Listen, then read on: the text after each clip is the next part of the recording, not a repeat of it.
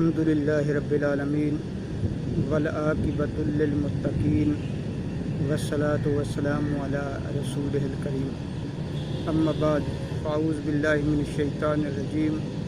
بسم اللہ الرحمن الرحیم ولما بلغ اشدہ آتیناہ حکما و علما وَكَذَلِكَ نَجْزِي الْمُحْسِنِينَ صدق اللہ العظیم۔ معزز ناظرین، میں نے سورہ یوسف کی آیت نمبر 22 تلاوت کی ہے۔ اس کے اندر اللہ تبارک و تعالیٰ نے دو چیزوں کا ذکر کیا ہے کہ یوسف علیہ السلام جب اپنی پوری جوانی کی عمر کو پہنچ گئے تو اللہ تبارک و تعالیٰ نے ان کو حکومت اور علم عطا کیا۔ ظاہر ہے دنیا میں کسی بھی نظام کو منظم سطح پر چلانے کے لیے علم اور حکومت کی ضرورت ہوتی ہے، اور یہ دونوں چیزیں آپس میں بہت زیادہ لازم و ملزوم ہیں۔ اگر حکومت ہو اور علم نہ ہو، اور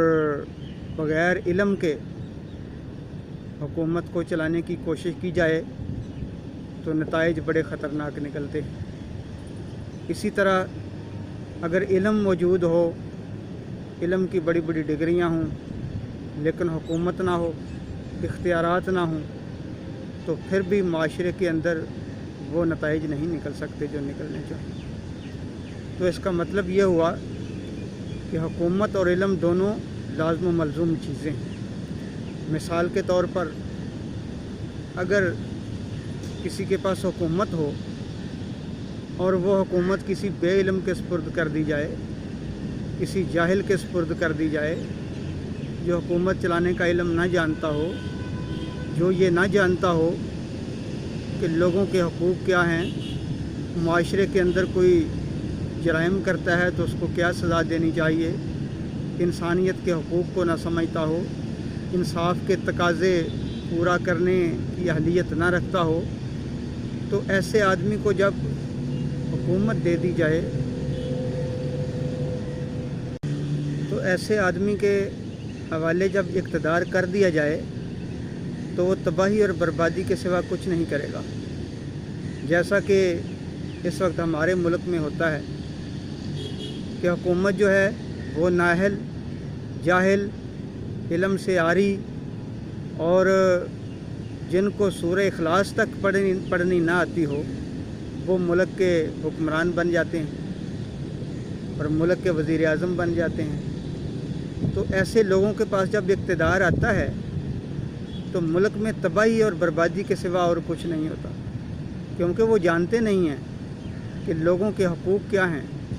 معاشرے کے اندر امن کیسے برپا کیا جا سکتا ہے، معاشرے کے اندر انصاف کیسے کیا جا سکتا ہے۔ لوگوں کے دکھ اور درد کو سمجھنے والے نہیں ہوتے، اور وہ نہ قرآن کا علم سمجھتے ہیں، نہ اس کے رسول کی تعلیمات سے آشنا ہوتے ہیں، اور وہ جاہل لوگ جب برسر اقتدار آ جاتے ہیں تو پھر ملک و قوم کے لیے ذلت و تباہی کے سوا اور کوئی راستہ نہیں ہوتا۔ تو بالکل اسی طرح اگر کسی کے پاس علم ہو، علم کی بڑی بڑی ڈگریاں جو ہیں اس کے پاس آ جائیں، لیکن اس کے پاس اقتدار نہ ہو اور وہ محض وعظ و نصیحت کے زور پر یہ سمجھے کہ معاشرے کے اندر امن قائم کر دیا جائے گا،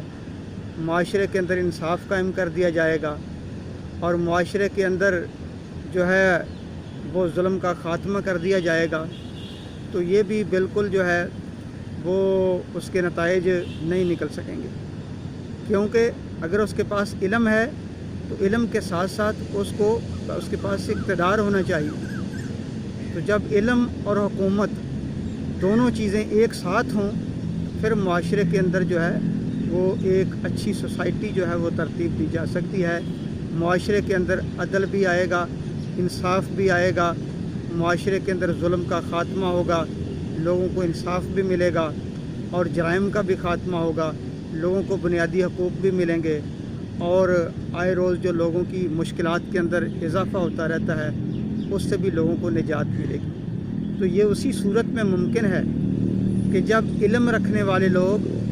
صلاحیتیں رکھنے والے لوگ جو ہیں وہ برسر اقتدار آئیں۔ اور بدقسمتی کی بات یہ ہے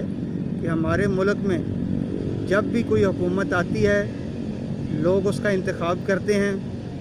وہ بالکل علم سے بالکل کورے ہوتے ہیں، اور ان کو قرآن تک پڑھنا نہیں آتا، اور وہ ملک کے حکمران بن جاتے ہیں۔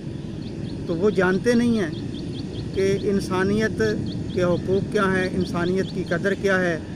معاشرے میں امن اور انصاف کیسے قائم کیا جا سکتا ہے۔ تو پھر وہ تباہی اور بربادی لاتے ہیں۔ اور بدقسمتی سے 70 سال سے یہی جو ہے یہ کھیل ہمارے اس ملک کے ساتھ کھیلا جا رہا ہے۔ تو میری اللہ تعالیٰ سے دعا ہے کہ اللہ تعالیٰ ہمیں اس حقیقت کو سمجھنے کی توفیق عطا فرمائے کہ ایسے صالح اور نیک حکمران جو کتاب و سنت کا علم رکھتے ہوں، لوگوں کے حقوق سے واقف ہوں، وہ لوگ اگر برسر اقتدار آ جائیں گے تو یقیناً ملک کی قسمت بھی بدلے گی، ملک کے حالات بھی بدلیں گے، اور لوگوں کے اندر عدل و انصاف کا بول بالا بھی ہوگا۔ وما علینا الا البلاغ۔